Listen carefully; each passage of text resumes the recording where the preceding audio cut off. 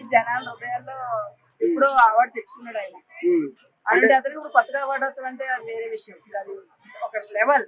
అంటే గతంలో చూసుకుంటే మెగా ఫ్యామిలీలో ఇప్పుడు మొత్తానికి 3 అవార్డులు. అల్లు అర్జున్ కి బెస్ట్ యాక్టర్ అవార్డు రావడం, నేషనల్ అవార్డు రావడం, మళ్ళీ ట్రిపుల్ ఆర్ కి రామ్ చరణ్ కి గ్లోబల్. అదైతే త్రిబుల్ కేక తెలుసా. అది ఎంత అంటే అతనికి యాక్టింగ్ మాత్రం వావ్ పిచ్చ కేక కింద ఉంది. దానికి ఇంక చిన్నగానే అనిపించింది, ఇంకా పెద్ద ఇంకేయో రావాలనిపించింది నాకైతే. ఎలా ఫీల్ అవుతారు మెగా ఫ్యామిలీకి ఈసారి 3 అవార్డులు రావడం? నాకైతే చాలా హ్యాపీగా ఉంది. అది ఏంటంటే వరల్డ్ రికార్డ్ కొడతారు కదా, అంత హ్యాపీగా ఉంది, బిందాస్ గా ఉంది. ఎందుకంటే వాళ్ళకి రావాల్సిన అవార్డు అది.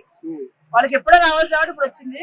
కానీ అతను ఒక రేంజ్ లో అటు బెడ్ బ్యాంక్ నుంచి కానీ మంచి సోషల్ మీడియాలో కానీ చాలా ఒక రేంజ్ లో అతనికి ఇంత లేట్ గా వచ్చినందుకు బాగా అనిపించింది.